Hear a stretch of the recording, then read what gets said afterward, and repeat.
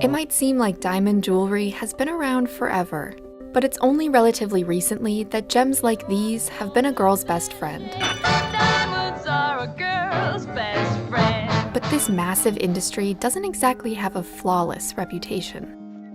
For years, diamonds have been linked to conflict and corruption. And now consumers can buy ones grown in a lab for a fraction of the cost. So is this the future of diamonds? Or will the glamour and romance of natural diamonds last forever? It took billions of years for diamonds to form beneath the Earth's crust before they were discovered in India. Cutting and polishing brought the rough stones to life and gave them value. Diamonds soon adorned nobles and royals, and were prized by India's colonial rulers, the British. For centuries, it was thought that India was the only source of diamonds, until gold miners accidentally discovered some in Brazil. But it was an event in South Africa around 1867 that changed the game forever. The story goes that a 15-year-old boy discovered a 21-carat diamond on a riverbank. No one expected to find diamonds in that area. This discovery sparked a rush of prospectors to the region. There's something like 50,000 people who suddenly appear in the middle of essentially nowhere. One of them was Cecil Rhodes. That's the same Cecil Rhodes who has been the subject of protests in recent years because of his colonial legacy. Back in the 1880s, he created the De Beers Mining Company, a name that would soon become synonymous with diamonds. The company bought out its competitors and eventually controlled the Kimberley mine, also known as the Big Hole.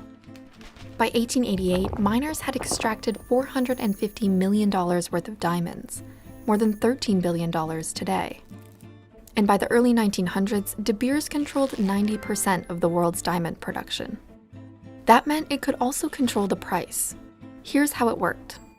De Beers created what was called a diamond syndicate in London. It sold rough diamonds to the syndicate, which could limit the global supply to inflate prices. The syndicate is absolutely key to a highly profitable industry. That's why diamonds remain so high in price, right up really until present-day times. And while Rhodes and others amassed enormous wealth, Black South African miners earned about $5 per week in 1888. They also worked in dangerous conditions and were forced to live in unsanitary mining compounds, where disease was an even bigger threat. Production rose to 15.2 million carats in 1950, as prospectors discovered diamonds in countries like Angola and Sierra Leone. You may have to sort through a truckload of earth before you find one, but just one decent-sized diamond could set you up for life. But most of these mines were controlled by European companies. In other words, it was foreigners who were reaping all of the rewards. And demand kept rising. But diamond engagement rings still weren't that popular. In fact, only 10% of American brides had one in 1940. An ad campaign from De Beers soon changed that. A diamond is forever De Beers. The message was clear. If you loved someone, only a diamond would do.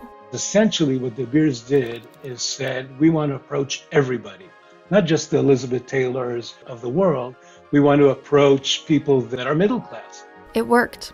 5 decades after the campaign started, 80% of brides were engaged with a diamond. And get this, De Beers was not only telling couples what to buy, but how much they should spend. How else could 2 months' salary last forever? And in the late 90s, 2 months of an average salary was almost $5,000, or more than $8,000 today. But behind all the romance, another story of diamonds was unfolding. More and more unregulated mines were beginning to feed diamonds into the market.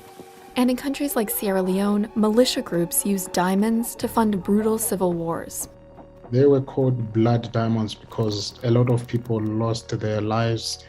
They were killed, they were maimed, they were injured by rebels who were seeking to control the diamond mining sites. Violent conflict tainted an industry that took pride in an image of purity. Diamond is a pure product. It's not something that we like to have any association with bloodshed or anything of that kind. In 2002, governments and mining companies made an effort to clean up the supply chain. The Kimberley process was established to fight against the use of diamonds in buying arms of war and fueling conflict in those situations where there are rebel movements. But blood diamonds had already attracted Hollywood's attention. diamond could be priceless. We split it and you get your family. What's it gonna be, yes or no? Yes or no? The 2006 blockbuster starring Leonardo DiCaprio put the diamond industry on edge. What is particularly disturbing is it shows the awful period of the conflict. Our goal was not to discourage people from buying diamonds or wearing diamonds. It was really to shine light on the way the Western companies do business in Africa. Activists hoped it might make a difference. And we're trying to create a world where people can go in and buy diamonds and know that those diamonds don't have blood on them. Demand didn't really change, but De Beers had other problems. In the early 2000s, the company pleaded guilty to price fixing. A few years later, it paid almost $300 million to settle class action lawsuits accusing it of allegedly overcharging for diamonds. De Beers could no longer operate as a monopoly, and its century-long reign as the world's largest diamond producer was coming to a close. In 2014, the Russian company Alrosa became the biggest diamond supplier. Since then, De Beers' revenue has declined by more than half. And now there is another threat to the diamond industry. Diamonds, the ones that are grown in a lab.